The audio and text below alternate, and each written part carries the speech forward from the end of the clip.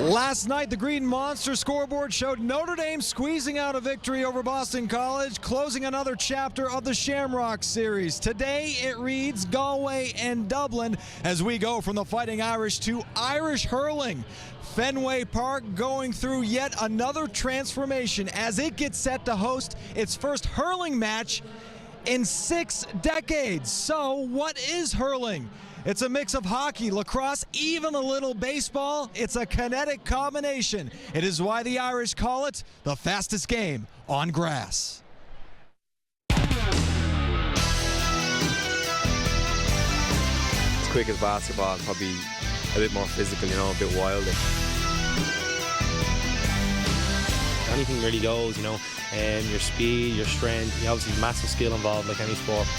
It's the most historic stadium and the most iconic stadium in America, and for us to get a chance to be in this stadium is a dream come true. There's a lot of physical contact and a bit of dangerous element to it as well. It's unscripted, so there's no set plays and no nothing. It's just unscripted. Every game, it's constantly changing. You're on the edge of your seat. It's very fluid by comparison with some other sports. There's almost no stoppages. We believe that we have the best field sport in the world, so we want to show it off worldwide, and it's a great chance here in Boston. We want to welcome you to the AIG Hurling Classic and Irish Festival here at Fenway Park as Galway and Dublin get set to take the pitch. Thanks everyone for joining us. I'm Adam Pellerin. Hurling is Ireland's national pastime. Baseball is America's national pastime, so it's fitting in some ways that today's match is being played at Fenway Park. Hurling is a game of Irish warriors that goes back thousands of years. And for more on that, we send it up now to the two men who will have the call, Irish commentators Mike Finnerty and hurling legend Donald O'Cusack. Welcome to Boston, gentlemen. Thanks very much, Adam. Pleasure to be here on such an historic day at such a famous ballpark. And as you said, Donal Logue, one of the game's great goalkeepers, has brought along a hurley and a sliotar to mark the occasion. Donal Logue, tell the viewers at home, what can they expect to see over the next few hours? Yeah, thanks very much, Mike, and great to be here. Hurling is a national obsession. It's a mixture of the Irishman's song or dance or war. It's played with a hurley and stick. This hurley is made from ash that's grown in Ireland. That hasn't changed over 1,000 years that Adam spoke about the game has been played, and I've no doubt that the viewers today are going to see something really special. Well, we cannot wait. We're counting down to the big game here between Galway and Dublin. And when we come back, we've got the pre-match parade, the anthems, and hurling returns to Fenway for the first time in 61 years.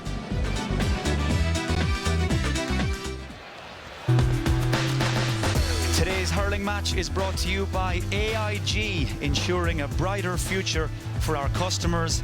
Bring on tomorrow. Well, here at Fenway, we are counting down to the throw-in. The team captains for the afternoon, Dublin's Liam Rush and Galway's Andy Smith, just going through the pre-match preparations. And a wonderful atmosphere here at Fenway for the AIG Fenway Hurling Classic. Donal O'Cusack, crowd of over 25,000 people here at the home of the Boston Red Sox. You must be a very proud man, considering you're the man that put together the Super 11's hurling format. Yeah, look, I think every Irish person, everybody with any Irish connection at all, any hurling person in the whole world will be proud today to see what we consider a beautiful art being brought to an iconic sports stadium like Fenway Park. Of course, so much rivalry, so much tradition between Galway and Dublin. They actually met twice during the Leinster Championship earlier this summer back in Ireland. Took a replay to separate them before Galway emerged victorious. And now we watch the Brian Boru pipe band leading Galway and Dublin around Fenway Park. And Donal Logue, you've been part of big pre-match parades in the biggest games of all back in Ireland, All-Ireland finals. Always something a little special about this particular part of the build-up.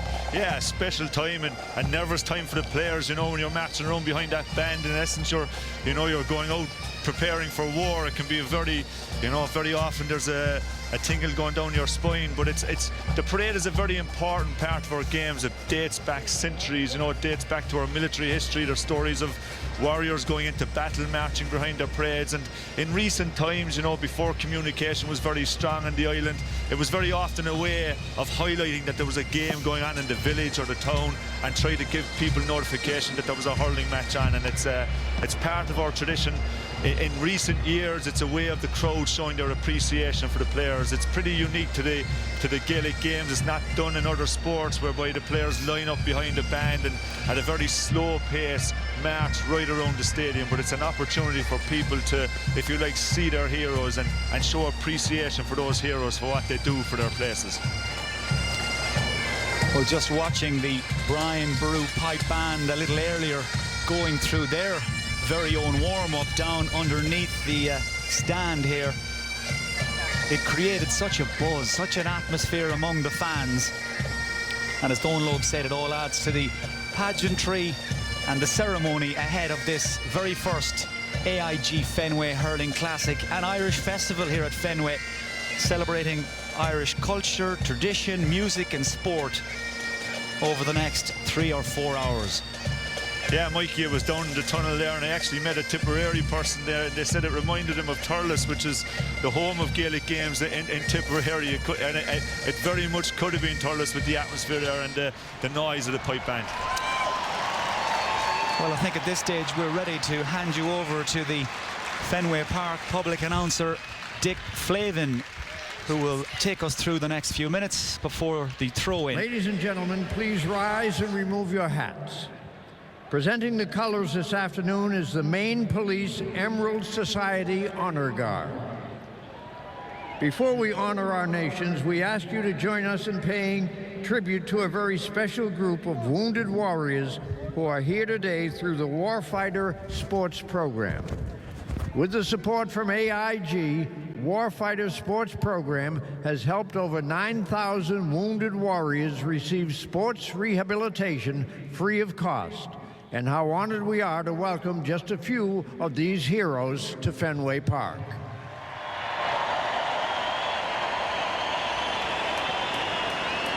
Please welcome, from the United States Army, Specialist Sean Cheshire, Specialist David Maycumber, Specialist Don Maycumber, Specialist Richard Dyer, Sergeant Kirk Bauer, Sergeant William Lane. From the United States Marine Corps, Corporal Michaela Brito, Sergeant Mark Audette, Sergeant Dale Bishop.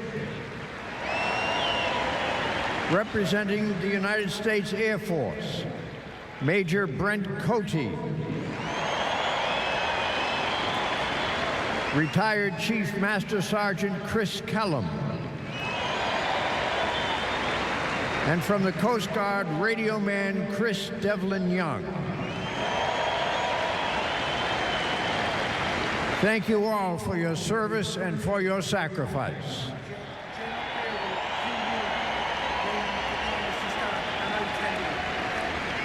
And now, here to perform the national anthems of Ireland and of the United States, please welcome retired Massachusetts State Trooper Dan Clark.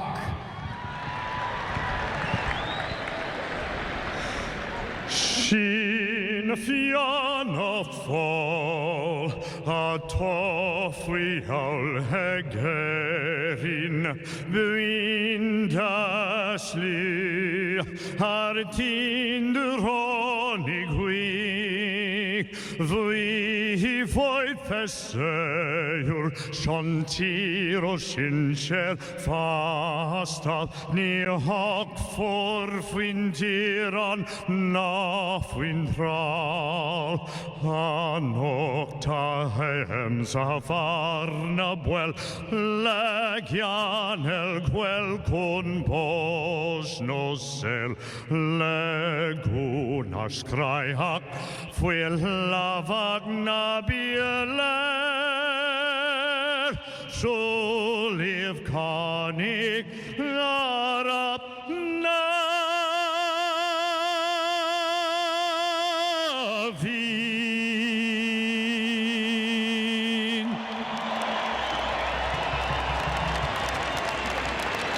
Oh, say, can you see by the dawn's early light what so proudly we hailed at the twilight's last gleaming, whose broad stripes and bright stars through the perilous fight o'er the ramparts we watched were so gallantly streaming, and the rocket's red glare, the bombs bursting in air, gave proof through the night that our flag was still there. Oh, say does that star-spangled banner yet wave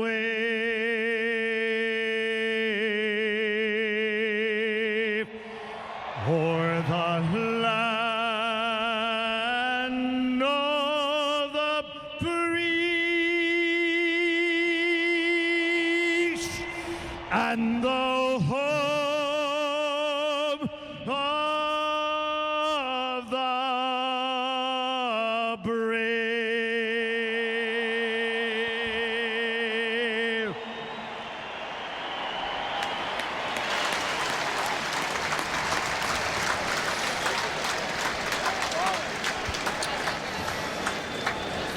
Thank you. Wow, what a job on the national anthems. Now our official Super 11 hurling match rules are brought to you by AIG. Here are the main ones you need to be aware of. 11 players aside, 4 15-minute quarters. We will have a possession clock or a shot clock of 30 seconds for each team to get a shot away. That will fall to 20 seconds in the last 2 minutes of each quarter. Donlog, you can talk us through the scoring facts and figures. Yeah, Mikey, the scoring, the goals are the main objective here. So your objective is to get it into the opposing team's net. Inside the 20 yards, it's worth 3 points. Outside the 20-yard mark, it's worth 5 points. If you score with your first touch from either of those zones, you get a bonus point. So we are almost set to go. Our match referee, by the way, Alan Kelly, he's a police officer back in Ireland, a member of Garda Síochána, so should be no major issues keeping law and order between Galway and Dublin. And in for the face-off is the Galway captain Andy Smith and Dublin's Cian Boland. So the ball is in and the game is on, and Dublin, playing in sky blue, will play from right to left as you look at it in this first quarter. And the man on the ball here is Chris Crummy. Held up as Dublin try to make their way towards that 20-yard line, try to breach that Galway defensive zone, but being forced backfield and gathered here by Cian McBride. Pops it into a little pocket of space that's filled by a Galway man.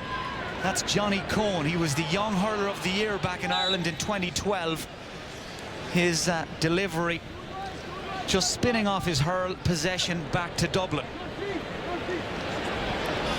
Yeah, Mikey, really physical start from Galway. You know, there was a lot of talk before the game that Dublin would find it hard to come to terms with the physicality of the Galway team, and Andy Smith in the middle of the field really trying to set the tone. There's a fantastic save from the All-Star Cullen Canlan and a fantastic pass, 40 yards straight into his teammate's hand.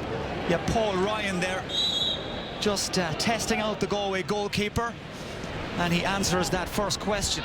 Here is Ryan again, but his pocket picked by the Galway defender Fergal Moore, very experienced. And here's the team captain Andy Smith from the town of Portumna in County Galway. Left the ball behind, and possession back in Dublin's hands again. They tried their luck down along that right wing. They're inside the 20-yard line. Man making headway there was David O'Callaghan. His teammates call him Dotsy, but good pressure from Galway and Pádraig Mannion. Very exciting young talent and Galway take the sideline ball quickly and they turn defence into attack. Lovely sidestep from Aidan Hart, shoveled back in a brilliant save by the Dublin goalkeeper Alan Nolan. He did brilliantly there to get down to his right hand side and parry that ball away. Yeah, fantastic save, Mikey. The Earl Italian from a good distance out hit a really powerful shot, and it was a great save. That ball travels at serious speed. It can travel up to 150 kilometers an hour, so that's no mean feat to be able to stop the ball like that. That's right, the average speed of a shot in the recent All-Ireland final, 120 kilometers an hour. Here come Galway again. Fergal Moore trying to release Conor Whelan, the teenager, but well read by Joey Boland. Uses his experience wisely. Little pop diagonal pass over towards O'Callaghan, cut out though by Greg Lally. And Lally happy to take a little solo run, stretch his legs for the first time. Loose pass though, easily intercepted over there by Liam Rush, the Dublin captain. Very cool and comfortable on the ball. It's been a very lively start. We've played almost 3 minutes in the first quarter. Still awaiting the first goal, the first score. A collision in midfield as Galway's Greg Lally is shouldered off the ball by Cian Boland and retrieved here by Galway's Conor Whelan. He has got serious pace. Whelan shoots for a goal and another good save. Backup was quick in arriving as well.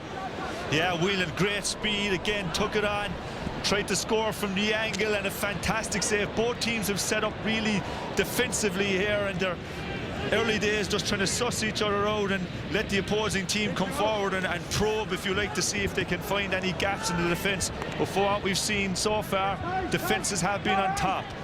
Both defences soaking up a lot of pressure as Oisin O'Rourke, diminutive little forward, spreads the attack across, and that's a flying save by Callanan to deny Dublin's Paul Ryan. It's the second time Ryan has got a shot away, and the second time Callanan, the all-star goalkeeper, has stood his ground as Galway are penalised at the other end. But what about that save from Callanan? Yeah, serious save, and you know, you can see the way he holds the hurling. And here he does it again. Another fantastic save. What a fantastic save. We've been really treated here for the first couple of minutes to some outstanding saves. That was Niall McMorrow that hit the pile driver right at Colm Callanan, and that's why, Donalogue, he is officially the best in the business. Yeah, the best in the business, at the top of his game, then the best player from the championship this year. But we've got a short corner on here. Short corner for Dublin. They work into space, and Callanan standing in the right place at the right time. Right place in the right time, but to be fair, he was still able to gather the ball into his chest and release it with a fantastic pass. Away goes Aidan Hart, big strong man, breaks the tackles, and it takes a last gasp intervention from Chris Crummy to deny Galway a goal, and we've got a little bit of a schmozzle in the Dublin goal mouth. Tempers just fraying a little. As we mentioned earlier, they are rivals in the Leinster Championship back in Ireland. This is the third time in 6 months that they have met in a big game. Yeah, Mikey, familiarity breeds contempt, you know. I know there was a lot of talk from the Dublin guys that Galway dominated them in the last game that they met, and they don't want a repeat of this happening today. A chance here for Galway. Short corner for Galway, back to Conor Whelan, great control, flying save again, this time from Gary Maguire. Oh, what a save. What a save, and like I've said already, you know, we've been treated to an exhibition of goalkeeping here. It shouldn't be underestimated, the speed that that ball is travelling. And another point of note, goalkeepers wear no other protection than their helmets. They are the bravest men in hurling, and both Colm Callanan and Gary Maguire have paid their way in the first 6 minutes here with some tremendous saves, acrobatic agility from both goalkeepers, and still no score, thanks mainly to the aforementioned Maguire and Callanan. Maguire and Callanan. Maguire's a former all-star himself, you know. He's been under pressure in the last couple of seasons from Alan Nolan, and they've been tic-tacking between who's been the #1 keeper in Dublin, but you can see that he's a man that's really in form in Fenway Stadium today. Worth mentioning as well, those puck-outs from the goalkeeper have to travel more than 50 yards. That one did from Maguire, but he's called into action again. Galway peppering that Dublin goal in the last 60 seconds with shots from everywhere and anywhere, but Maguire equal to each and every one of them. Yeah, from what we're seeing today, we're going to be under, the attackers are going to be under serious pressure to get past these men. Here come Galway again. Long delivery, but there was a tug on a jersey, a little pullback on a Dublin defender, and the free is quickly taken, and away sprints Eamon Dillon. This guy can move. Dillon shoots for goal, battered away by Callanan once more. He is simply unbeatable in the first quarter. Lovely pickup. What a neat pickup. Turning defence into attack here very quickly. I can see Galway after committing more men. There's an opportunity here. Conor Whelan in on the end of it. Oh, yes. And Conor Whelan has written his name into the record books. He becomes the first man to score a goal in the AIG Fenway Hurling Classic. 3 points for Galway, 3 points for Conor Whelan. Yeah, you could see a change of strategy there. Mikey, Galway committed more people forward and took the chance, and they were rewarded with the goal. But here, great response straight away. Great response from Dublin. Dublin hit back, and it's that man Eamon Dillon. They went from one end of the field to the other. Perhaps Galway still celebrating their goal a moment ago. We are level in the first quarter here at Fenway. Yeah, great take. Like you said, Mikey, puckouts need to go beyond the halfway line, so there's a lot of accuracy needed from the goalkeepers and a lot of bravery for guys to put their hand up and try and take the ball from those long distance puckouts. That pass was well anticipated by the Dublin goalkeeper Gary Maguire, and he emerges from that melee with the ball, and it's cleared away by his teammate and captain Liam Rush. Not a very convincing clearance, and Dublin have made hard work of that. Andy Smith it was who was going for glory from out around halfway, but no way through a packed Dublin defence, and the ball carried clear by Cian McBride way over on that far touchline, but just got a little too tight. Yeah, it was speculative there from Andy Smith, but often worth a try from that distance. You never know if there's a deflection or another player in the way of the goalkeeper. He can often be unsighted, so it was speculative, but no harm, worth a try. Well, the possession clock ticking all the while here. Galway need to make a decision, and in fact the referee has given a penalty to Galway in this first quarter. Yeah, we'd need to look at those replays to see what that was for. There seemed to be a bit of contact 30 or 40 yards out, but whatever happened, it's resulted now in a Galway penalty. So from 20 yards, here it is, 1-on-1. The ball needs to be struck without handling. It's a beautiful skill of the game. Let's watch it.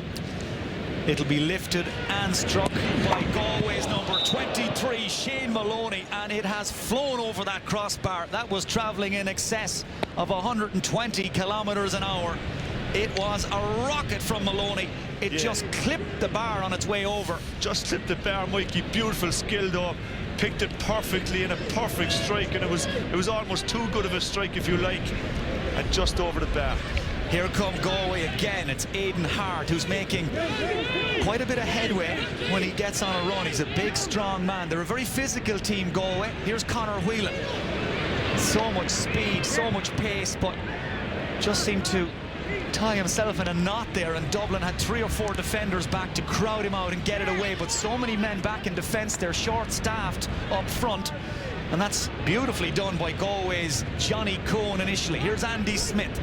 They call him a warrior in Galway. Loves the close contact, loves the physical exchanges. Spots a teammate backfield. It's Cohen again who's travelled forward and gone for it, and Maguire got across, got his hurl to it. Well, plenty of goalmouth action in this first quarter.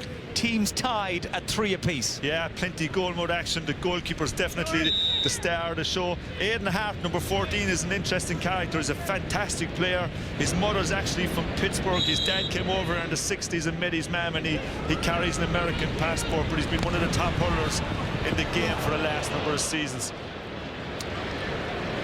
Well, that shot goes whistling harmlessly over the crossbar of Colm Callanan, who will drive the sliotar right back down the field, in on top of big Shane Maloney.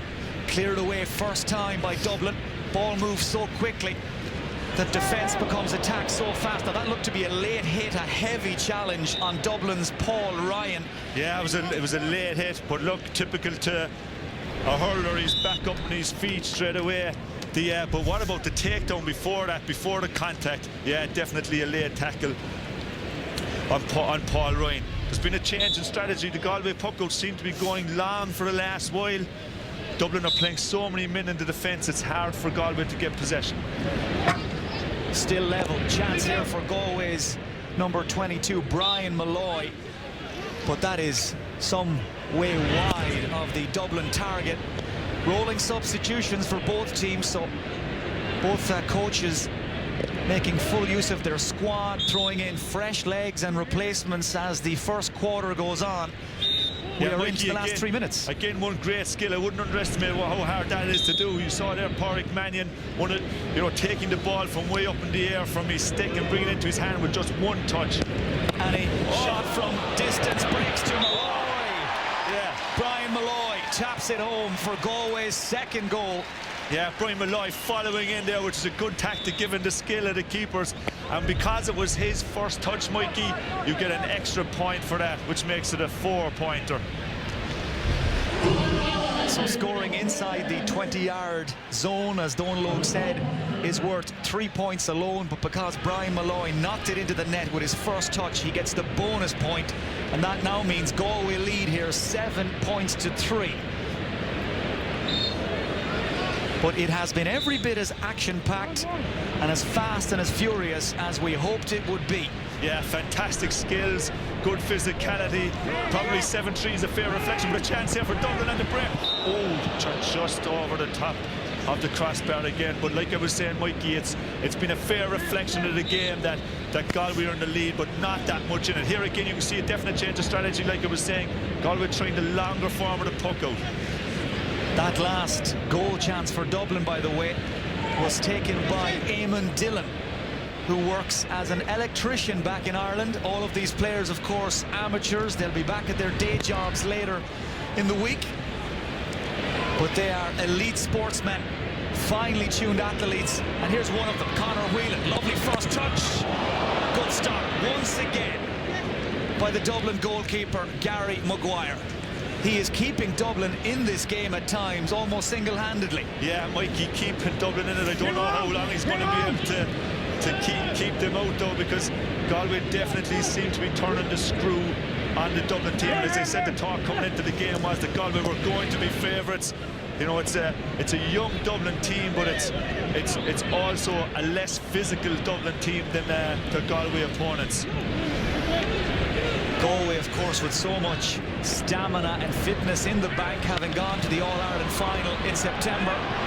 Their defence here called into action again.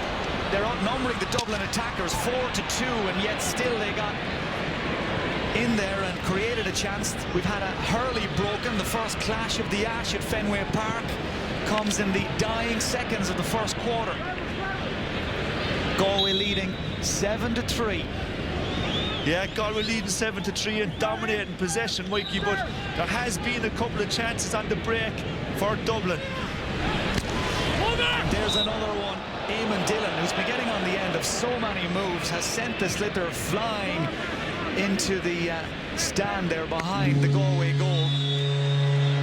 And there goes the hooter to end the first quarter. Galway, the All-Ireland finalists of 2015, leading Dublin 7 points to 3.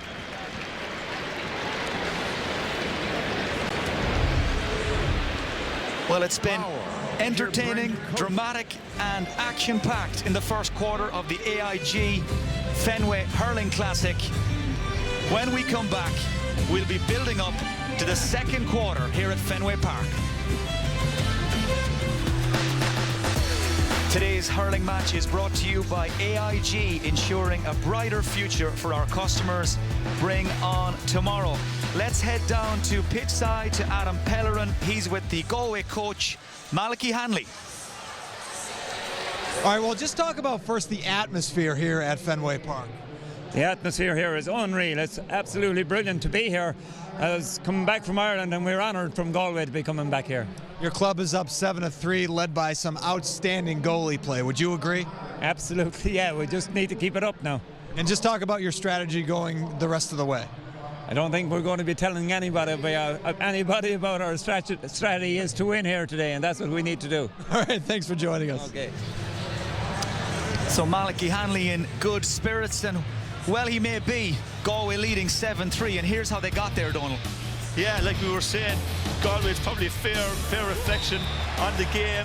Both goalkeepers being outstanding, but Dublin have been good to catch in the break, and here you see him was a good example of that happening when you saw him and Dylan coming up the left-hand side, not giving Colm Callanan any chance from 5 or 6 yards. They're not going to have a chance there, but definitely the stars of the show, you know, Gary Maguire with a brilliant save from every angle, left and right.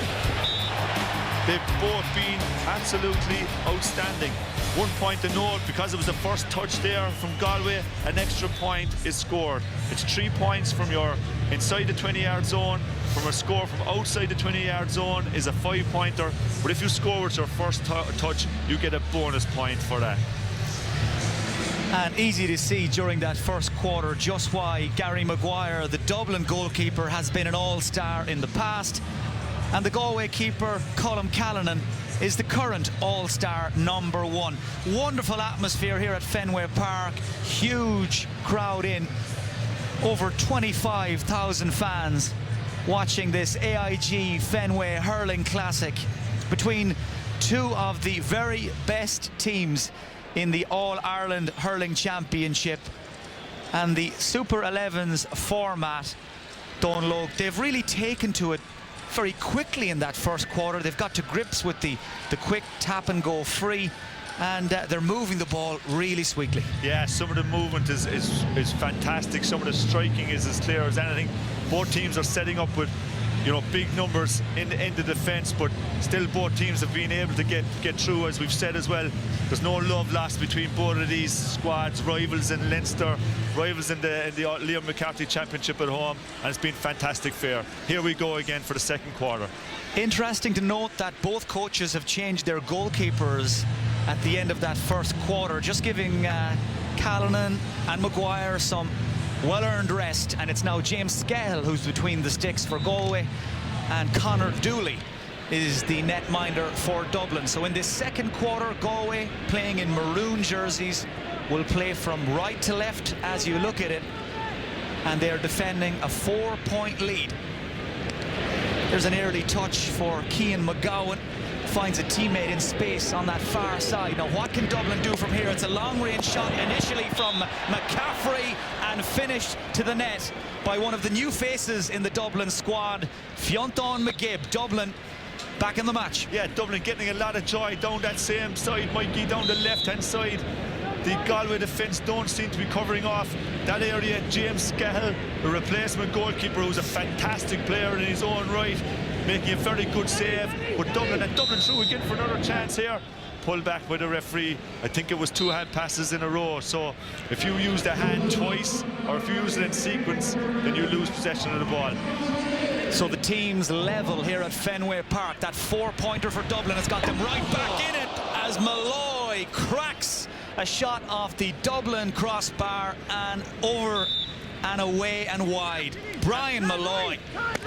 Well, when he pulled that trigger, he sent a rocket flying in towards goal. A rocket, and he was being tightly marked, so even deserved more credit for offloading the shot, and you could see the power that was in it given the distance that the ball bounced off the crossbar. It went actually out over the sideline. Well, for viewers maybe just joining us now, that ball travelling in and around 75 miles an hour as it sped towards the Dublin goal. Still all square, 7 for Galway, 7 for Dublin. It's a very fair reflection of what we've seen.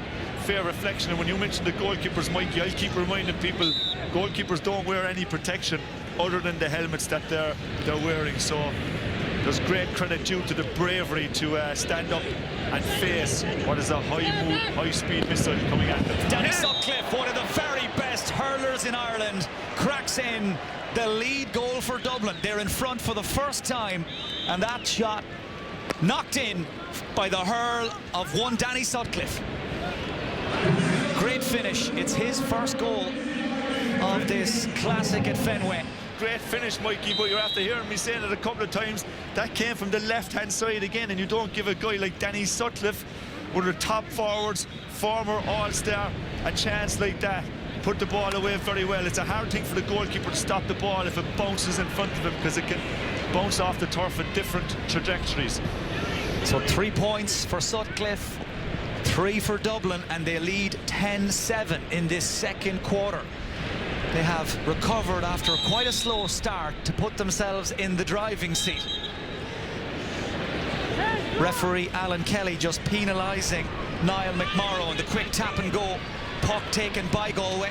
Didn't need a second invitation. Brian Malloy, this guy's been really busy in the second quarter, but that pass overcooked. Let's watch that goal again, Donlow. Great finish. Yeah, great finish from Sutcliffe. If you watch, that's what the attackers are very often aiming to do, is just bounce the ball just before the keeper can get his hurley to it, because as a goalkeeper myself for many seasons, I know that that's a very difficult shot to stop. And it was spinning viciously as well when it hit the turf, bouncing over the Galway goalkeeper Scahill. Dublin go long, very long. Great take by Fionn McGibb. He's in. Oh, what a finish! Yeah, direct route, but what a catch! What a great catch up by Fionn, and being marked very closely by the Galway defender. That took great bravery and great skill to catch that ball and bury the ball to the back of the net. McGibb scraping the skies here in Boston to catch that ball and hammer it past the keeper. 7 points for McGibb, and Dublin stretch their lead now, 13-7. And Galway have some work to do. Here's Cathal Mannion, feeds it through as far as Aidan Hart, driving down the centre, but there was heavy traffic in front of that Dublin goal. No way through, and it's a yellow for Aidan Hart. He goes to the sin bin. I think he was barging there. He was a little too physical for the referee's liking. Yeah, he's out of the match. 2 players sent to the sin bin. Big blow for Dublin in the heart of their defence. Oh, Galway trying to hit back from Aidan Burke. Came off the post. It was a good shot. Great chance again. Great finish from the first touch. But that's going to be a big blow for Dublin. Liam Rush is a key player for a number of seasons and a really strong physical player at the heart of the defence, and you could see there that Galway straight away were getting success going down the middle, whereas they haven't had to date, and you can be sure that was because Liam Rush was in that position. And Brian Malloy, who hurls at home with Leitrim Kilnadima, 2 villages that have come together in Galway to form a hurling team, has struck his second goal. Galway looking for another, and Greg Lally it was who sent that shot whistling towards Conor Dooley. Good goalkeeping. Dublin lead 13-11. Now this game is starting to pick up the pace. Both sides getting into a groove, into a rhythm. And I think they have now very much made themselves at home here at Fenway Park. We have got a game on our hands as in the centre of the field, the Dublin man, Danny Sutcliffe, loses his hurl, has to go back to retrieve it, and watches as his teammate, this man, Joey Boland, tries to keep the attack moving, but just seem to run out of ideas there. And Galway have big Irla Tanyan, one of the biggest men in their squad, and that's saying something. Back filling in as gatekeeper at the heart of the defence, but he was travelling. Yeah, and he swiped back, was overcarried. If you see here, he swung back with the hurley, crossed Joey Boland. It's a dangerous thing to do because that's a 36-inch bit of wood, and especially when the opponent can't see that strike coming, it could do serious damage to the health of the player. Aidan Hart, it was with that shot. Well, so much, as Donlogue mentioned, so much discipline and self-restraint required in the game of hurling. These are, in many ways, weapons that the Galway and Dublin players are carrying if they're not used correctly. Lovely piece of skill from Greg Lally on this left wing. Loses his man, got the shot away, and it might break again for Hart. Stopped somehow by Conor Dooley, who's been hurt in the pile-up. And we're going to have a stoppage. The Dublin goalkeeper was hit late, and it's all kicked off again. Yeah, like we're saying, Mikey, hopefully it won't get out of hand. There's no love lost between these players, you know, big opponents, and big rivalry over the last while, and you know they took great bravery. There was a fantastic save, and you don't really want to see this in the game. You know, the players are psyched up there. Well, it certainly shows no sign of stopping just yet, and the referee Alan Kelly now is going to have some work to do, because discipline, as we said, is crucial. It's one of the fundamentals of hurling. Conor Dooley, the Dublin goalkeeper, injured in the initial collision. Thankfully, he's up on his feet. Yeah, it was a fantastic save, fantastic bravery from Dooley first day. You see that's what can often happen, and I think the referee is going to look for a replay here to understand what happened, and maybe give the players as well, give them a minute to calm down and get a drink of water and lower the temperature a bit. Now the referee has just made a signal that suggests he's going upstairs to the we'll look at it TMO. Here. First of all, a great strike by Greg Lally. Then again, a fantastic save. There was an opportunity to. The dust was rising, if you like. It's what we call it back at home. Probably a couple of loose strikes. Lally goes to ground. It's not the nature of a hurler to go to ground unless he does get a belt. He probably got it there. He threw his body in and in the way to stop the Galway team getting the goal. And to be fair, you could argue that the ball was actually there. It's probably what happened afterwards is maybe what the referee wants to look at. Well, one of the features of the short form of Super 11s hurling is that the pitch is much smaller than it would be back in Ireland. It's roughly 2/3 the size, and it just means everybody is in closer proximity than they would normally be. It's very confined, and it increases the physical contact, and it increases the chances, Donlog, of things sparking and maybe boiling over a little. Yeah, well, look, it's a high passion, high octane game. You know, like I said, these players are going to go out and they don't go onto the field. There's no such thing as an exhibition game or a challenge game in this. It's you're representing the place you come from, you're representing your team, and it looks as if Alan Kelly calling a couple of players together from both sides, and I've no doubt he's going to issue a couple of cards here just to try and calm things down. But again, good refereeing from Alan, just to let things relax, give the players an opportunity, like I said, to take a breather and take the sting out of it. Well, the two players yellow carded, Andy Smith there just in your picture a moment ago, the Galway captain, and the Dublin goalkeeper Conor Dooley. So they obviously identified as the two players who got involved initially. And I think good, sensible refereeing by Alan Kelly. Like the rest of us, he just wants to get this game moving again and let the hurling take over. Yeah, good, sensible refereeing. Penalty. There was a bit of holding going on, but I think he's given the free out for the kick.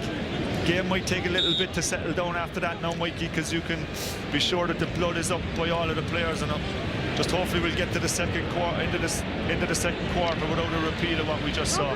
Referee there initially, as Donlog said, seemed to be awarding the penalty to Dublin, but obviously the TMO had a word in his ear, had a better view of the incident, and overturned the decision. Dublin leading 13 points to 11. We are halfway through the second quarter here at Fenway Park. Lovely piece of skill there by the Galway defender, just to flick that ball away. It was Ronan Burke who did it. Dublin on the attack again, and they're in for a goal. Danny Sutcliffe with his second of the match. Yeah, Mikey, like you said, it was a fantastic bit of defence, but the Dublin attack again down that left-hand wing. Danny Sutcliffe at full flight off his left hand, but here's a chance for Dublin. Great block, great bravery there coming across the field for Cian McGowan. There was a good chance for Galway. Galway tried to reply. They often say that the best time to get a goal is just after the other team has scored. Here we go, a chance for the short corner. Well, you blink and you miss it. Short corner. fantastic finish from Brian Malloy. One touch and striking. The power he got and the accuracy he got in terms of being able to strike the ball into the corner of the net was fantastic. And that is now 11 points in the match for Brian Malloy. That three-pointer, brilliantly taken, means Galway edge a little closer as Dublin hit right back. What about that from Johnny McCaffrey, one of their most experienced players, not known for scoring goals all that often, but when he does, they tend to be a little bit special. Yeah, it was a rocket. Johnny McCaffrey, you know, a long-serving, great player for Dublin over the years. Came up and at a very tight angle. He was at a really tight angle there, Mikey, with the power he got into it again. And James Scale maybe a bit rattled from the Shamazla on the other side of the field. Didn't even see the ball passing him. Dublin again go for a goal, again from distance, and Cian Boland, one of their bright young prospects, denied by big James Skehill. Dublin leading by 5 points, looking to extend that advantage with 5.5 minutes to go in the second quarter. Breaking down along that left wing initially was Danny Sutcliffe. This is Dotsy O'Callaghan. Help arise from Chris Crummy. Shot blocked, it's Eamon Dillon and James Skehill. The Galway goalkeeper decides to go through the Dublin player rather than around him. Yeah, he's a big man, Skehill. I played against him myself during my career, and he's an intimidating figure between the posts for Galway. The quick tap and go free taken by Dublin. Ball sprayed across by Niall McMorrow. Good defence by Galway. Garrod McInerney, neat little change of direction there to earn some time, and here's McInerney again, seemed to be dragged down, and he was, and it's a penalty to Galway. Yeah, McInerney did great. He did a 1-2, he won possession first day, kept travelling himself, which is the right thing to do for a player. These players are always coached that once you pass, you move all of the time and try and free yourself from your opponent. And Alan Nolan was a bit overly enthusiastic coming off his line and didn't focus on the ball. So here we go again. Watch this skill. No hands. Oh, just wide from Conor Whelan. Just wide. Conor did everything well, picked it well. These guys will be trying to put the goalkeeper off and not show what direction they're going to strike the ball. The goalkeepers are famous for being able to guess which way the attacker's going to strike the ball by the way he's shaping up with his body. So players will try and break their wrists and fade and take it to the other side, and that's what happened here. Brian Malloy, great pass to take 3-4 defenders out, and Carl Mannion, the all-star, buries it in the back of the Dublin net. Well, he is a really talented young hurler, plays at home with Ahaskara Fohana, and he has just hauled Galway right back into this game. 19-17 Dublin lead. 19-17, but really good stuff, Mike. It's end-to-end stuff here now at this stage. You can see why Cahill is a non-star. Chance again coming down the left-hand side. Dublin having great, and a penalty again. Dotsy O'Callaghan fouled on his way through by a Galway defender. Those dancing feet of O'Callaghan, he just jinked his way around a couple of defenders. So hard to stop. Look at the skill here, and players coming at him with a hurley. Dotsy famous over the years for, you know, having quick feet, but not alone having quick feet, having plenty bravery. And he actually, it's a pity that Allen didn't let the game proceed there, because he succeeded in putting it through. Watch this skill again. So man is allowed, catch the ball in his hand, must lift and strike. Man against man, McMorrow against Skehill, and that is as good a finish as you are going to see today. Pure precision. Pure precision. Facing, like I said, an intimidating goalkeeper in James Skehill, and the accuracy of putting it right into the corner, because Skehill, if you give him a chance, he's going to block it out. Well, that's the first goal of the day for Dublin's Niall McMorrow, and they now lead the team representing Ireland's capital city and county 24 to Galway's 17. It's a 7-point game here at Fenway Park as Galway makes some headway. They've won themselves a short corner. Yeah, Galway are good on the break, made fierce yards.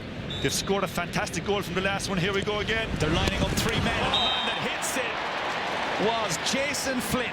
Well, he has scored some spectacular goals back in Ireland during the 2015 championship, and there's another one for the scrapbook from Jason Flynn. Man who lit up the championship back at home, Mikey. First time control, and didn't give Alan Nolan a chance in the Dublin goals with the power they struck the ball. Galway seem to be after getting a new lease of life in him here, but Dublin need to settle it down now. They could do with a score to keep that scoreboard ticking over and keep the lead that they have. It's a penalty to Dublin for a jersey tug. Well, hurlers in full flight really are a sight to behold, and there we had Galway down at one end, Dublin at the other, and in the end it was Oisín O'Rourke, the number 21, who was held back, and a chance for Dublin to extend the lead. O'Rourke hits it, Skehill saves it. He's such a big man. He's a huge man, a huge physical presence, but as importantly as Skehill saving it, the Galway defenders were really on their toes. I was watching them outside the box, and they were ready to come in and cover that goals if there was a save from Skehill. Well, the Galway goalkeeper, James Skehill, just for the record, 6'5", tipping the scales around 15 stone. Yeah, 15 stone. I think he was 15 stone when he was 18. The last time I saw him, he was more than 15 stone, Mikey. But anyway, we're maybe being generous to James Skehill, but in any event, he is a very hard man to pass as Dublin's Cian Boland breaks through. Very versatile. He's played in a couple of All-Ireland minor under-18 finals with Dublin, now graduated to the senior ranks, as the latest Galway goal chance comes and goes, missed by Shane Maloney. Well, we've reached the halfway mark here at Fenway in the AIG Fenway Hurling Classic, and it's Dublin who bring a lead with them to the dressing rooms at the break, 24-20. We've had a little bit of everything in the first half here. Some great goals, some stunning saves as well. Action at both ends and plenty of rough and tumble. At half-time, Dublin lead Galway. When we come back, Adam Pellerin will be sampling the atmosphere here at Fenway Park.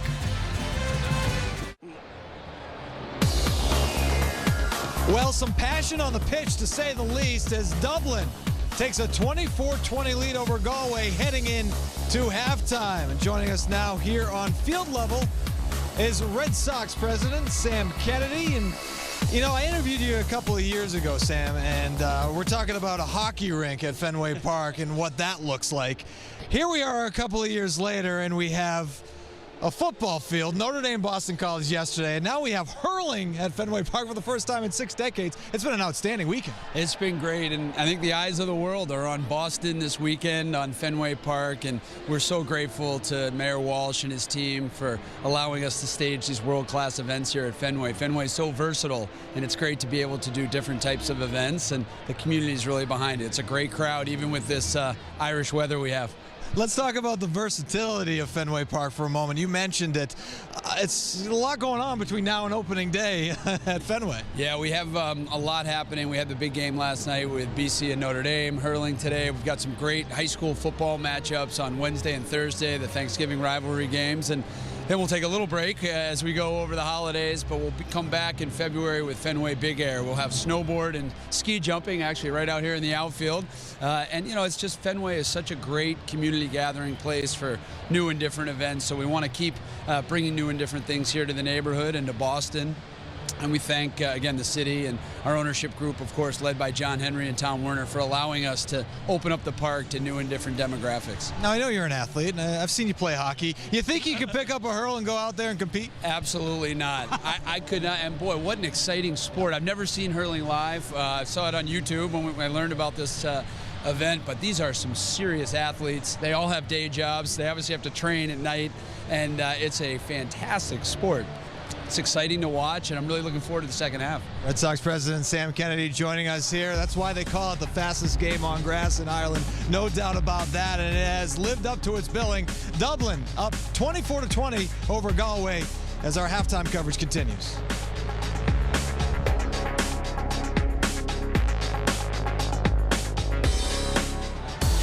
We have seen some outstanding goaltending in this one, and right here, is an example of that. An outstanding save by Dublin. They're up 24-20 right now at halftime as the AIG Hurling Classic and Irish Festival here at Fenway Park continues. The Northeast Youth Gaelic Association taking care of the halftime festivities. And right now I'm joined by Boston Mayor Marty Walsh, and just an outstanding weekend here at Fenway Park, culminating with the Hurling Classic, and nice impact on the city, I'm sure. Oh, a great impact on the city. Yesterday's game was really with all the Notre Dame fans that came in and the Boston College fans here, and it was a great game last night. I mean, I'm a BC guy, but at the end of the day, 3-point loss is okay. And then today with the hurling, having so many people, the impact of tourism has really been what's been incredible the last 2 days. A lot of the folks that have been in Fenway have been not from Boston. It's great for the city. Yeah, and a lot of them have been from Galway, and your family's from Galway, and you have hurling in your blood. Talk about that. Yeah, I have a family right now back in Galway. My mother is they're both from Connemara, and my mother's from a place called Rasmuck, and my father's from a place called Carna, and I have family members back there watching the game today, and I have an aunt in Dublin too, but I know she's cheering for Galway today.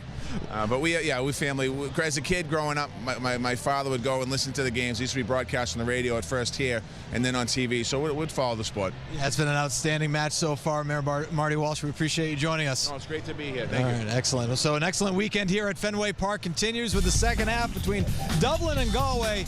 That's coming up next. Today's hurling match is brought to you by AIG, ensuring a brighter future for our customers. Bring on tomorrow. Dublin with a 24-20 lead over Galway after an exciting first half of play. Well, believe it or not, there are 45 hurling teams in the Boston area, and that includes a group of military veterans from Concord, Massachusetts, who are using the sport of hurling for the healing process. When the Barley House Wolves were founded by a bunch of guys coming back from Iraq in 2006, they stopped in Shannon, Ireland. I believe on the layover home from Iraq, they saw a hurling match on TV. And while they were sitting at the bar having their first beer in almost a year, they saw the game played on the TV over the bar and thought, heck, let's try that. Looked into the origin of the sport and saw that it was a bit of a warrior sport. It was developed out of a warrior culture, and that appealed to them. They wanted to keep that camaraderie together, and they found hurling as a way to do that. So as much as the sport is a great sport to play, being around the team and being a part of the team and being able to compete with the guys that are on this team makes it just an amazing experience. Did a tour in Iraq in 2006, and I got out of the Marine Corps in 2007. These guys, I can honestly say, being a part of this team has probably saved my life. In the last couple of years, I've had a couple of rough stints, and these guys, they've been there and they've helped me through it. When you deploy, you have a tremendous support mechanism in the unit you're in, right? Everybody has shared experiences. Most of them are hard. And when you come back, what we find is that the unit kind of breaks up and everybody goes their own way. All of those coping tools that you had, all of that camaraderie that you had, and those shared experiences that you used to deal with whatever hardships you faced are no longer there. And here on this team was a way to bring that back and bring those shared experiences of those hardships back and create a safe place. Nice hook! When I first started, it was primarily 80 to 90% military guys out here, and none of us were very good. You know, that's what it boils down to. It was about go out there and try to beat up the guy next to you and see who could come out on top. We've evolved a little bit in the finesse and the skill. Only once in the last 5 years we haven't made it to the national semifinal, and 3 of those 5 years we were in the final and we won one of those. Ah! There we go. I think when you get a group of guys together, or get a group of any people together, and you give them something to focus on, and you give them something to fight for, something that they're going to sweat and bleed and cry together to get through, it builds a bond stronger than anything. Let's send it back upstairs now. Mike Finnerty and Donald O'Cusack for the second half call, gentlemen.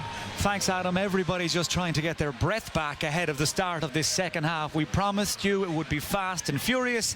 We promised you rough and tumble. Don't look we haven't disappointed.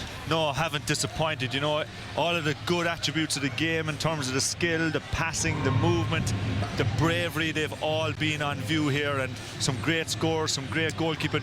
We did see, you know, a schmozzle, if you want to call that, but I think the one point to make is that hurlers are known as some of the most disciplined sports people in the world, because they, in a high-octane game, they carry what could be a weapon in their hands, and it's very rarely that it does get out of hand. And like boxing or like your martial sports or whatever, you know, there's a great respect amongst these players. So you might see them going at it 100% and going at it pretty full on like you saw, but I guarantee you that these guys will be having a bottle of beer tonight together and enjoying what they call is their art. And it sends a shiver down your spine when you hear the Marines there talking about the game in such a similar way.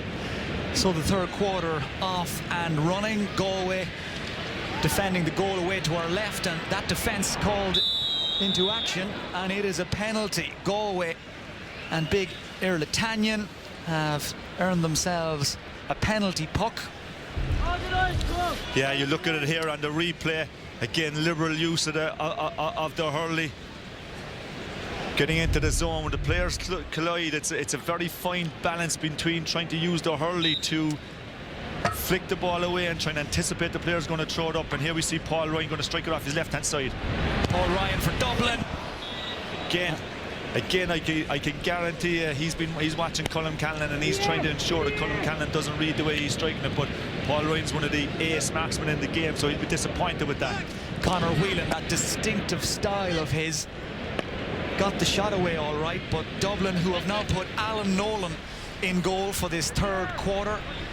Dublin coach Ger Cunningham continuing to rotate his keepers, and that is a free in to Dublin. Yeah, there's no kicking, no intentional kicking allowed in this game, Mikey, and that's what was being pulled up. But again, you could see good reaction. Players just drop the ball and move on. A very good block there. So the block, when the opposing player throws up the ball, it's one of the beautiful skills of the game, that you try and get your hurley in and block the ball before it leaves the player's stick. Hurling nowadays all about the hooks, the blocks, the tackles, the work rate. And that time it was the Dublin forwards who were working hard, putting pressure on the Galway defence. More pressure for them to cope with here. Ball breaks to Fionn McGabe. He's already scored 2 goals, not to have a third this time. Cleared away by Callanan and picked up by the elusive Jason Flynn. Very hard man to pin down. Galway trailing here by 4. Early days in the third quarter at Fenway. Good strong run and a free. Good strong run, Mikey, but 2 hand passes in a row. You can't pass the ball in sequence. Difficult not to do when you're at high pace like Flynn was at there, with a chance for Dublin. And a chance for Eamon Dillon. And Eamon Dillon with his second 3-pointer for Dublin. Fantastic strike, and you can see when a player's running, he actually bent that ball in from outside the post and used the ground and the grip of the spin on the ball to pull it back in. It was a fantastic finish. Giving Colm Callanan no chance. Dublin up by 7. But that, again, a technical foul and possession back to Galway. Beautiful skill on the move, coming the opposite direction to the ball and being able to take it with that 36-inch skill from Jason Flynn, being able to take it. Here he is again. He's such an elusive, athletic player. Poetry in motion. Into the half to the Dublin defence, tries to offload the ball on the spin. And the ball kicked intentionally by young James Madden, and that was just a rush of blood to the head. He saw the ball there, couldn't stop himself, and tried to kick it back to his goalkeeper. Not allowed. A rush of blood to the head is right, Mikey, and it could cost his team dearly. But again, beautiful skill. If you saw Flynn, he started to control the ball beautifully on one side of the field, and within seconds he was on the other side trying to break the ball into attack, and he's going to strike this himself. He celebrated his 21st birthday last Monday, and he celebrates again with a fantastic finish. You could watch Jason Flynn all day long. That goal leaves it 25 for Galway, 27 for Dublin. That was as good as it gets. Oh, beautiful finish. You know, you can't catch the ball. It makes it harder for the player just to lift it and strike it in. He put it inches inside the post, giving Alan Nolan no chance. Alan Nolan's well known for coming off his line like he is now. Look, here we go. He's very comfortable on the ball. A lot of goalkeepers aren't comfortable for leaving the goals like he is. And a lot of the time, he's very accurate in terms of the strike. Well, he's a very confident character, the Dublin goalkeeper, Alan Nolan. Watching him in practice yesterday at Boston College, he takes his hurling very seriously, but he's also a real joker. And as Donlogue said there, any chance he gets, he likes to go for a walk, likes to go for a stroll, likes to get involved. As Galway attack down the middle, the shot is rocketed home, but it's not going to count. Cyril Donlan finishing to the Dublin net, but the goalkeeper Alan Kelly is dealing with something backfield. But let's watch Cyril Donlan again from downtown. Donlogue gave the keeper no chance. Won't count. Yeah, won't count. Alan was after blowing his whistle. Ball is stuck in the back of the net there, as you can see, but the play is under review. Maybe the TMOs call him up for something that Alan was unable to see. Well, Cyril Donlan hitting that ball so hard that it stuck in the back, literally in the back of the Dublin net. And in case you are just joining us, that ball would have been travelling, we would estimate, around about 90 miles an hour. Galway's Pádraig Mannion, younger brother of Cahill, soloing through, and he was chopped. A hurl swung across his body by Cian Boland, who has just been yellow carded. That's an illegal tackle, an illegal strike. So he'll have to go to the sin bin as Galway take the quick tap and go, and Cyril Donlan misses the chance. Dublin still lead by 2 with 9 minutes to play in the third quarter. Yeah, Cyril Donlan very optimistic there in terms of striking from such a distance and hoping to be the top class goalkeeper like Alan Nolan. Nothing in it though, Mikey.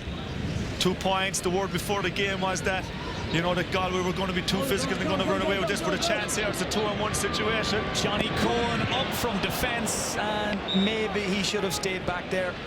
Doesn't score very often. Yeah, and showing why he is a defender. Very good defender, very physical, very fast. Not known for his scoring prowess. Great pass. That was some pass there. And some catch by Paul Ryan. Beats the defender. Oh, would have been some goal. Cracks off the post and almost to safety. Instead it falls to Dublin's Danny Sutcliffe, who is pushed off the ball fairly and squarely by a Galway defender.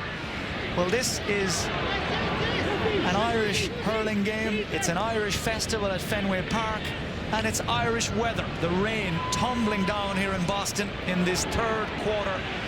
Dublin leading 27-25.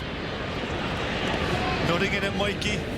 Nothing at all in it. The next score could be very important. Here's a big challenge. But to be fair, he cut up and took it. An excellent play from Alan Nolan.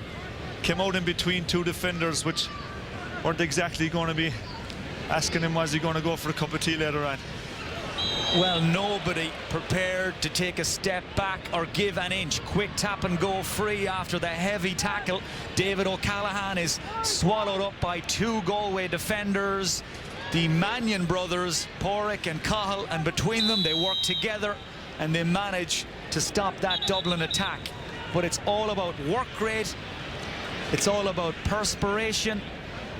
And we've got a little bit of inspiration as well from the real artists, the likes of Jason Flynn, Eamon Dillon. Names just roll off the tongue. David O'Callaghan, by the way, yellow carded. He goes to the sin bin as Johnny Cohen tries to slip a hand pass through, intercepted by Joey Boland.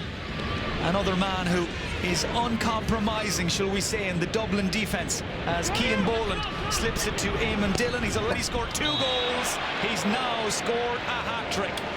3 goals for Dublin's Eamon Dillon. And the 23-year-old is really enjoying himself at Fenway. Dublin lead by 5. Dillon again, a fantastic finish, and I don't have the stats in it, but I can guarantee you there's been a way higher percentage scored from the left side of the Dublin attack. Here's a chance. Oh, Conor Whelan. Great finish from Conor Whelan on the move. high pace. There was a challenge coming in from a Dublin defender, and he had the composure and the bravery, if you like. Great pick-up into the opposing hand. Clash, great finish across Alan Nolan. He comes from the beautiful village of Kinvara in County Galway. He's a student back in Ireland, but he has very little left to learn on a hurling field. Just still in his teens, actually, Conor Whelan, and he's just scored his second goal of the AIG Fenway Classic. And Galway now trail by just 2 points. They have not gone away. We've got just over 5.5 minutes left in the third quarter. That ball is slipped through towards Greg Lally. And Greg Lally just off target. But you take your eye off it for a moment, Donal, and it's too late. Yeah, you're going to miss up the movement. I was watching Greg Lally off the ball there. Here's a long ball into the square. It breaks kindly for Galway and kindly for Fergal Moore. He's been a cornerstone of the Galway defence now for years. The defender from Thurlock-Moore. That ball, though, was hit with too much power, too much pace, and it runs harmlessly away and wide. And you start to wonder now, as the clock eats into the third quarter, Donal, will fitness begin to become an issue for Dublin? Galway going that little bit longer in the championship back in Ireland. Dublin may hit the wall fairly soon. Yeah, it'll be fascinating to see. You know, Galway definitely have the more bigger physical team, but Dublin are definitely throwing the cat amongst the pigeons here today, and you know, they're not haven't been found wanting in any stake, including the physicality stakes. Very tough conditions now as the rain continues to fall. Galway man that won that free, Éanna Burke. He's one of 6 brothers that play on the local club team back in Galway, St. Thomas's. Plenty of backup if any of the Burks get into trouble. It's Dublin on the attack, and that's a great finish from Dotsy O'Callaghan. Great goal from close range, lovely close control, and the finish was emphatic. Yeah, but it was a real set play. You could see the way the Dublin guys set themselves up. Dotsy finished it fantastically, but Shane Barrett's catch at high speed, that wet ball coming at him, and not alone did he catch it, he offloaded it brilliantly to Dotsy as well.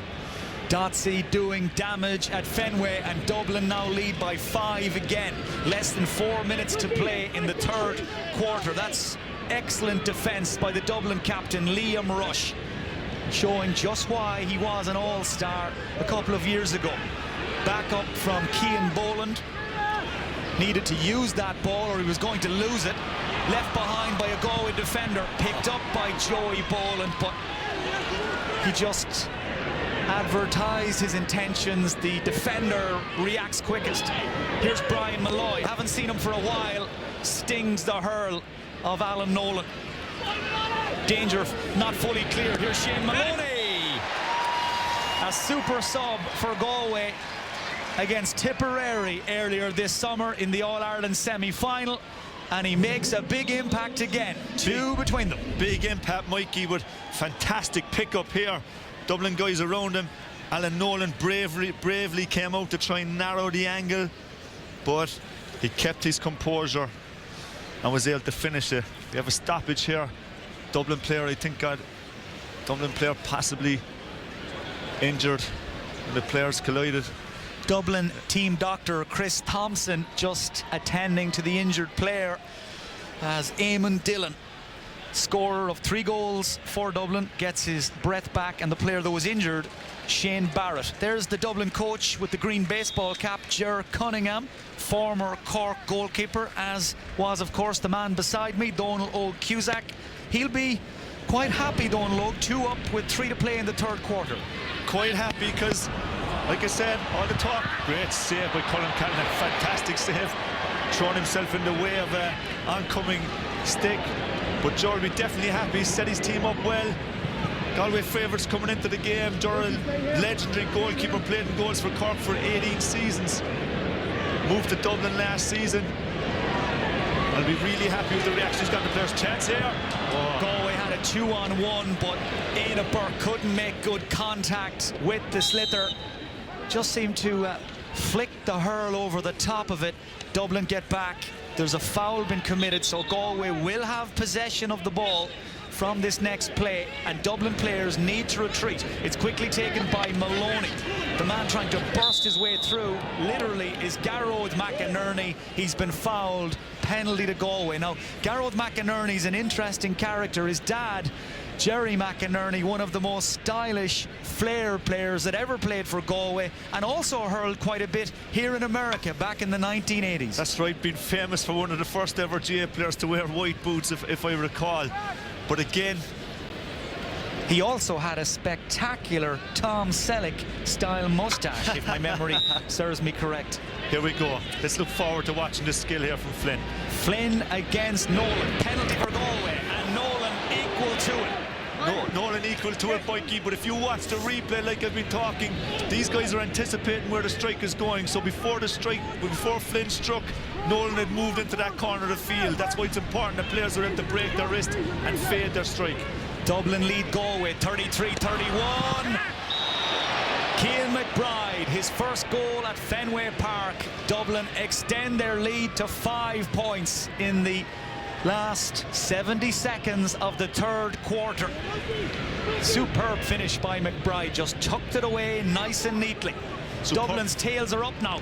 And that was a fearsome shot by McBride there, blocked somehow by Colm Flynn. That will sting in the morning. That hit him really, really hard. That'll definitely sting in the morning, Mikey. You probably won't feel it at the moment, but McBride's touch and bringing the ball down out of the heavens first was sensational. Pádraig Mannion hitting it long, but the hang time of Irlatanyan not quite long enough. And Dublin with the quick puck out. Here's Fionn McGibb, scorer of 7 points, shot blocked bravely by the Galway defender Pádraig Mannion and cleared away by Johnny Cohn. We're into the last 10 seconds of the third quarter. Galway need to move this ball and fast, but over elaboration from Jason Flynn. Now, can Dublin do something here in the remaining time? It's a chance for Rian McBride. No luck on that occasion. The third quarter comes to an end. Dublin, they were 4 up at the halftime break. They now lead by 5, swing in to the last 15 minutes here at Fenway. It's turning out to be one of those games that you just cannot look away. Chances at both ends, still all to play for. When we come back, it's the fourth quarter of the AIG Hurling Classic, Dublin leading Galway. Brought to you by AIG, ensuring a brighter future for our customers. Bring on tomorrow. Here at Fenway, the rain still pouring down. Let's go to the sideline. Adam Pellerin is talking to Dublin coach Ger Cunningham. All right, well, first, speak to the unique atmosphere of playing at Fenway Park. Really special place, Adam. You know, one of the most historic venues in world sport, really. You know, we have a great stadium back home in Croke Park, but it's absolutely brilliant, and we are so delighted to be here to represent Dublin in a historic game of hurling here today. So, you know, fantastic place and a brilliant atmosphere. And quickly, your club is up by 5 heading into the fourth quarter. What do you need to do to maintain that lead and win this one? Yeah, it's a very tight game. You know, there's only a score in it. If we can maybe get the next 1 or 2, that might make a difference. Thanks for joining us, and best of luck the rest of the way. Thank you very much. Right, thank you. Well, if there was any doubt about how seriously Dublin and Galway are taking this hurling classic, it was dispelled when this row broke out earlier in the day. Yeah, it was probably a controversial moment in the game, Mikey. You know, these players there, you don't do challenge games in the sport of hurling, and there'll be no love lost between both groups. Historically, big rivals in the Leinster Championship and in the Liam McCarthy series, and I think it was probably an example of how psyched up the players were. But thankfully, Alan Kelly did a good job, settled things down. It's not a common sight in our game, so it was good to see the players concentrating on the game afterwards. So it's all on the line here at Fenway ahead of the start of the fourth quarter as Andy Smith of Galway and Dublin's Cian McBride face off. 15 minutes to decide the winners of the AIG Fenway Hurling Classic. Dublin lead 36-31, and Dublin wearing their sky blue jerseys, playing from left to right. for the last 15 minutes. Galway on the attack, and that's a really good save by the Dublin goalkeeper Gary Maguire, who's back between the sticks. And it was Galway's Aidan Hart who got the shot away. Meanwhile, down at the other end, Dublin tried to engineer an attack of their own. Man on the ball is Danny Sutcliffe. He's a real freestyle sort of hurler, a free spirit, does his own thing when he gets on the ball. That time he was just trying to switch the point of attack, spread the Galway defence, but they've got their homework done, and that includes their goalkeeper, big James Skehill from Capatagal in County Galway. Well, the scoreline will tell you, as Donlogue mentioned way back in the first quarter, both teams very well drilled defensively, very hard to break down. That's why it's going to take a moment of magic. Here's a chance for Galway, and it's that man, Conor Whelan, again. Conor Whelan with a great finish. Galway worked the ball all the way up the field. Aidan Hart, the man with the American passport, was critical in that play. That's a hat-trick of goals for Conor Whelan, 3 for him. Dublin's lead is back to 2 points, 36-34. And remember, if the teams are tied at the end of 4 quarters, we go to penalty pucks. What drama and excitement that would bring to this hurling classic. And don't rule it out, 13 minutes to go. Out comes the Galway goalkeeper James Skehill, spread himself, made himself big, and just disrupted the rhythm of Niall McMorrow. But Dublin lead by 2, Donlogue, and we might, just might, get that penalty puck shootout. Yeah, might get it. It'll be very interesting to see, or you might get that upset. Conor Whelan again. Oh. Sometimes there is no substitute for pace, pure speed. He just spun away from the tackle, took the ball in full flight, didn't break stride, and hit it low and hard and home. Yeah, and this is going to be a big test for Dublin now, because Galway definitely seem to be on top of the last quarter. Dublin need to ensure that they don't let Galway get away too much, but here we go again. There's a Whelan, he's on fire. The underhand pass, the great save by Maguire. The shot from Greg Lally, but what about the reverse pass, the look-away pass from Conor Whelan? Well, they're known back in Ireland as the sleeping giants of hurling. Haven't won an All-Ireland since 1988, but with young guys like Whelan, they're going to have a chance. They lead here by 1. Yeah, Mikey did some fantastic victories during the year. Great save there again by Gary Maguire. It was on the wrong side, and not alone did he save it, he was able to control the ball and clear it to one of his teammates. Now both coaches, both sidelines making changes constantly. Everybody's getting a little tired now, starting to feel the burn. Here's Galway, Garrod McInerney. The Dublin keeper, Gary Maguire, could feel that one whistling over his head. Dublin trailing by 1 in this 4th quarter, and it is going to go to the wire. Galway have men back defending, and plenty of them. Ronan Burke, lovely stick pass, lovely use of the ball there. Economical from Galway. And again, as it sprayed from Hart to Lally. That is magnificent from big Greg Lally. The man from Gort with a golden goal. Fantastic finish, Mikey, from him. He was a long ways out, and to have the accuracy. I think it actually came in off the post. It was that accurate. There we go. Pinpoint accuracy. Great finish on the move from a very tight angle. A 3-pointer for Hart, his first of the game, pushes the Galway lead out to 4. That's what they call a 1-2 back in Galway between Cathal Mannion and Conor Whelan. And the final shot got a touch on its way out past the post. It will be a short corner to Galway. The shot delivered by Lally, who's really starting to enjoy himself now in the last few minutes. Yeah, absolutely. And it's lucky enough for Dublin there that they didn't concede again, because for the first 5 minutes of this quarter, Galway have definitely been on top. Short corner to Galway. Now they have 2 touches. There's the first, the second from Lally. Now he can't touch it again. He's got to leave it for a Dublin player. Just allowed the 2 touches. The first one not quite good enough, but Dublin have made life very hard for themselves. And that was Jason Flynn, who just moved through the gears, just went away from the defender as if he was stuck to the ground. Couldn't finish. Galway still 4 up, less than 10 minutes to play in the last quarter as Niall McMorrow loses the first defender. But he's got company now. The man snapping at his heels is Paul Killeen, the former underage fullback. Lovely skill, lovely balance from the dub, Cian McBride. Up to join the attack is Joey Boland, but that got too technical, too tight. And Galway again have resources and reserves back in their defence. And they're so comfortable on the ball. They're able to deal with that situation. The crowd making great noise here at Fenway now, getting behind their teams. Dotsie O'Callaghan, just the 1 goal to show for his efforts so far, linking up with Sutcliffe. Dublin trail by 4. They're looking to work a shooting chance, but they have committed a foul. Took one pass too many there. Well spotted by the referee. Galway are trying to isolate Conor Whelan now in behind the Dublin defence. Just seemed to roll his ankle there as he went for that ball.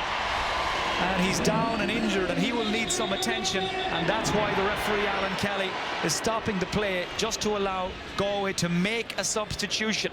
But it is beautifully poised, Donlogue, with 8.5 minutes to go. Galway leading Dublin 40-36. Yeah, finally poised, nothing in the game. Dublin came into the game as, you know, outsiders if you like, but they've done very well. And what I would say though in the last couple of minutes, it's definitely been Galway's period. It isn't normal for a hurler to stay down. It's very much part and parcel of our sports that when a guy is hurt, or if a guy isn't hurt, he's not going to feign injury and not going to waste any time or try and run the clock down by staying on the ground. So hopefully that injury isn't too bad, but like I say, I don't think the likes of this man would go down unless he was hurt. So hopefully we'll see him getting back to his feet and getting back out onto the field. Well, what a weekend of sport it's been here in Boston. The big college game here last night, the Patriots in action tomorrow night, and this AIG Fenway Hurling Classic keeping everybody on the edge of their seats. Conor Whelan has been helped off the field. That's a yellow card for a Dublin player, and it means he's going to the bin. And again, there's a little overreaction, a delayed reaction after the referee had intervened. The Dublin player who's been sent to the bin, I think, was James Madden, and because of the foul, referee Alan Kelly has awarded a penalty puck to Galway. And if this goes in, it could be a long way back for Dublin, don't look. Yeah, this could be a big turning point now, Mikey. Alan Kelly very strict on the use of back chat, and they've brought in their specialist man here, Flynn, to line it up and go for what could be the winning strike. Flynn! That was a goal all day long. Gave Maguire no chance. Jason Flynn cracks in his 3rd goal of this Hurling Classic, and Galway's lead is out to 9. Out to 9, and Dublin need a quick response, but you saw they brought Flynn on just especially to take that free. And you might have heard me saying earlier that an attacker will always try and bounce the ball in front of the goalkeeper, because it's very hard for the goalkeeper to judge the bounce off of the surface, and that was perfectly executed by Flynn. Dublin will need a fast response. They know that themselves. You can see them after injecting a bit of pace into it here.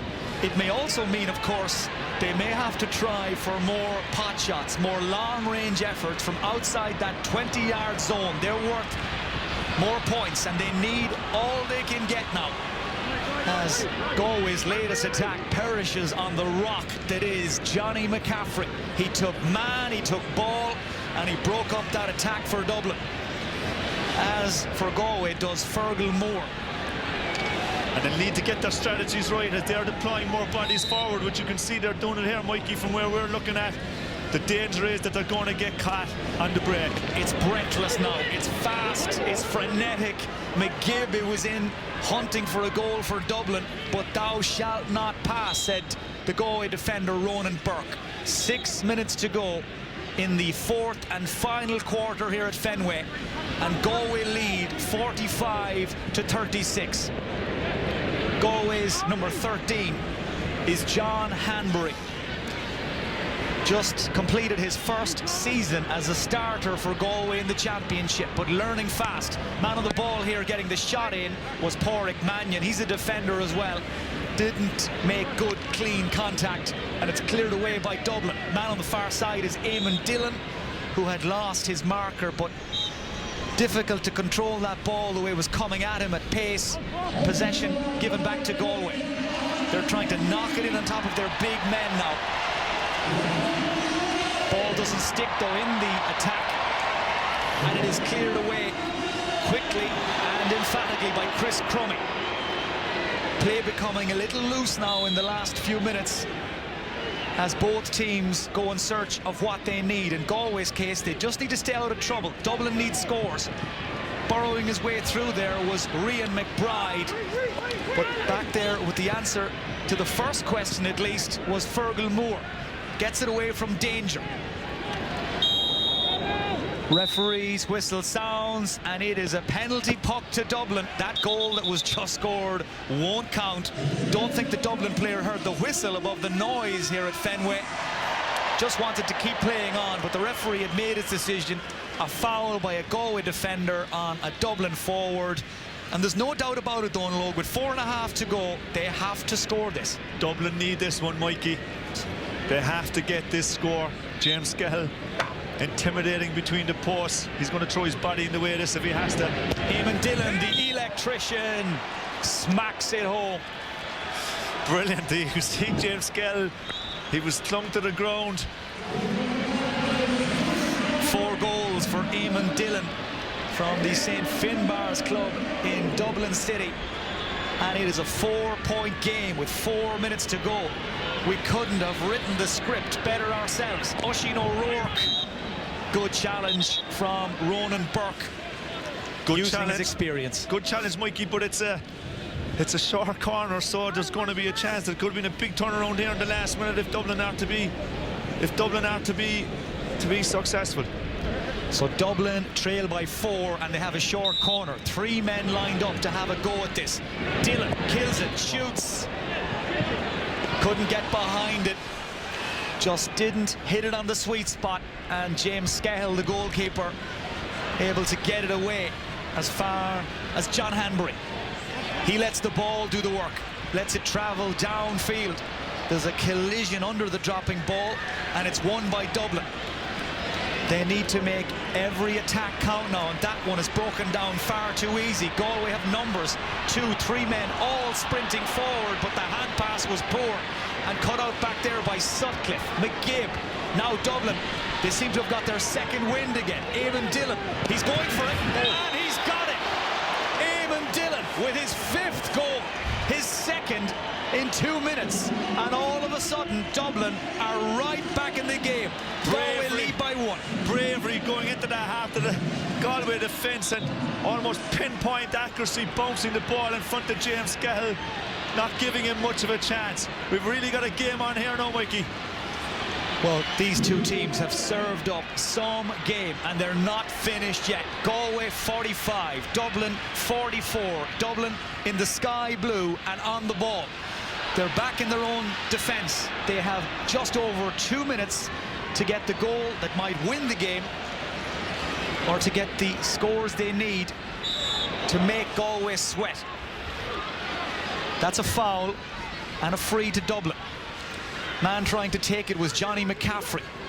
Dublin play possession hurling, holding onto that ball for all they're worth. Possession is all that counts now, and it's been squandered, given away by Niall McMorrow, and Galway breathe a huge sigh of relief. Breathe a huge sigh of relief, and you can see Galway rushing to try and get substitutes on, because they can see a lot of their players are out of gas, and we're heading down to the last minute and a half. What a catch, what a take, with a lot of players going up there with the ash.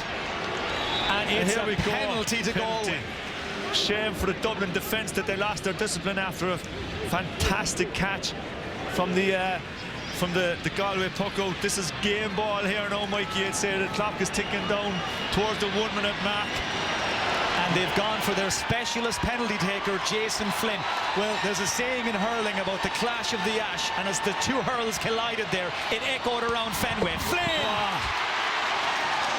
could be the goal that wins it for Galway and puts them just out of Dublin's reach. They lead by 6 with 50 seconds to play. 50 seconds on the clock, and you could see the reaction to the... You obviously got a massive Galway contingent in the crowd here. Dublin need a goal, and Dublin quickly. need a goal, and that goal. Out comes Skehill. Could have been an extra one. It was Dotsy O'Callaghan scampering in after it. Referee is going upstairs to the television match official. He wants a second look. His clock stops at 29.7 seconds to go. Dublin chasing for all their worth, but Galway looked on low to have done just enough. Galway looked to have done enough, Mikey.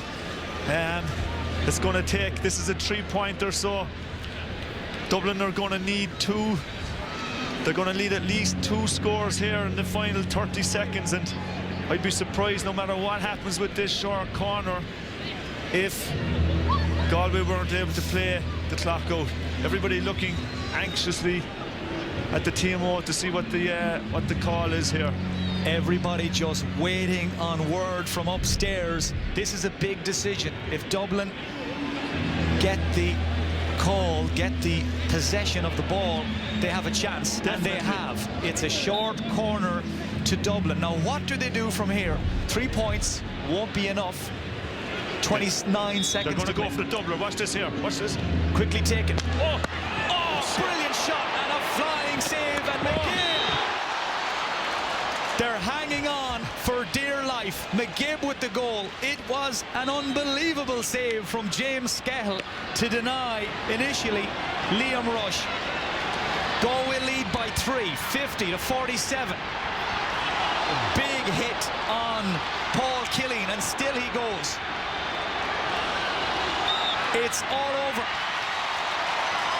All over, Mikey. The honour and the glory goes to Galway after a fascinating, exhilarating, wonderful game of hurling here at Fenway. Galway beat Dublin 50-47, and they have given us an exhibition, a masterclass of hurling. A masterclass of hurling, Mikey. You couldn't have asked for much more. All credit due to both sets of team. There was no quarter asked or given on the field there, and it came down to the wire, and it even there could have been a chance for Dublin at the end there to go for what would have been a dramatic victory. Galway came into the game as overwhelming favourites. Great credit due to Dublin, a young Dublin team that were brought out here by Ger Cunningham. A lot of people said that they wouldn't be able to cope with the physicality of the Galway team, but they stood up to that physicality and much more. So all credit due to the Galway players. You can see the reaction here with the crowd. There's definitely more of a Galway contention here, and they seem to be really taken by this Galway team. It's the Gladiators of Galway who are the last men standing, and there's the goalkeeper James Skehill, who pulled off an incredible save in the dying seconds to keep Galway out in front and get them over the line as winners. Disappointment for Dublin and their coach Ger Cunningham. And Donlogue, you said it from the very start, before a ball was pucked here at Fenway, the goalkeepers would have probably the biggest impact on how this game would go, and you were exactly right. And Skehill's save right at the death got Galway over the line. Yeah, Mikey, there was an exhibition from all of the goalkeepers here. Every goalkeeper that stood in, you know, one seemed to be better than the next. And I know I said it already, but you should never underestimate the bravery of these players. This ball is traveling at a serious speed.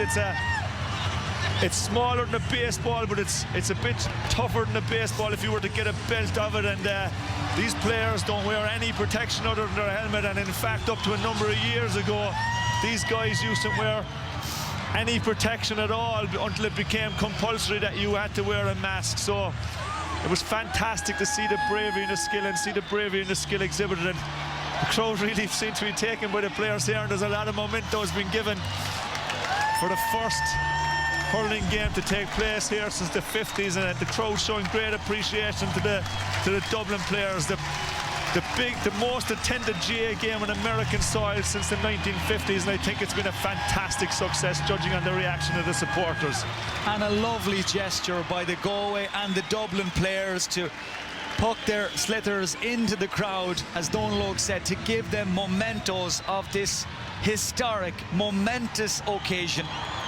This whole day, a celebration of Irish culture, tradition, music and sport. And the centrepiece, the showpiece, this hurling classic. Let's join our PA again, Dave Flavin. And we congratulate right now the winner of today's match, Galway.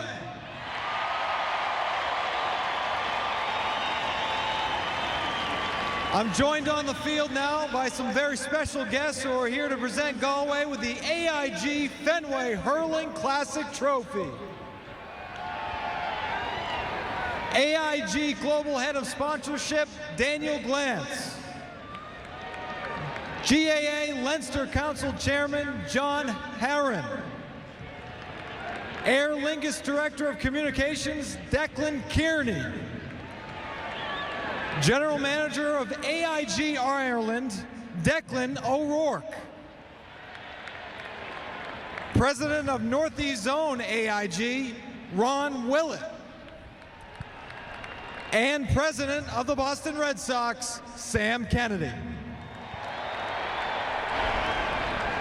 We now welcome Galway captain Andy Smith to accept the AIG Fenway Hurling Classic Trophy on behalf of his team.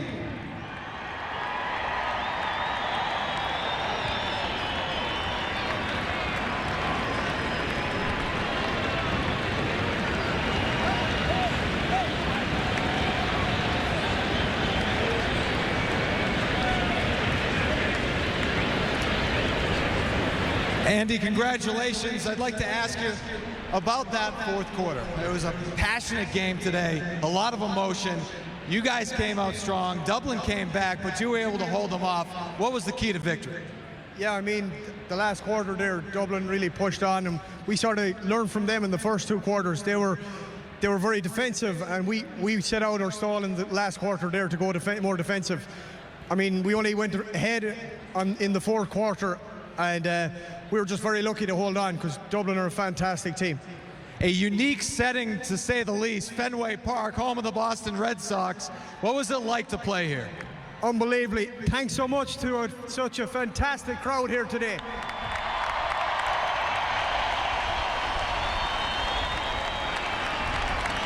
More than 25,000 people here in attendance to see Galway defeat Dublin 50-47. We would also like to thank AIG for making our Fenway Hurling Classic possible. We'll send it back to you. There's our colleague here on Nessun, Adam Pellerin, speaking with the Galway captain, Andy Smith from Portumna. What a special day for him, and there you can see he's sporting the scars of battle. He's a real warrior, presented with the AIG trophy, as Galway are winners of the AIG Fenway Hurling Classic here at Fenway Park. It's been some day. Donlogue, your final thoughts? Yeah, final thoughts. Look, absolutely thrilled. Great credit due to the players, great credit due to the crowd that were here, the way they got involved in the game. And, you know, I think it's been a huge success and a real pleasure to see hurling being played in this iconic ground. Well, we thank you for watching this special presentation of Irish hurling between Galway and Dublin, live from Fenway Park in Boston. For Adam Pellerin and Donlogue Cusick, I'm Mike Finnerty. Coming up next on Nessun is the home opener for the Boston Pride of the National Women's Hockey League.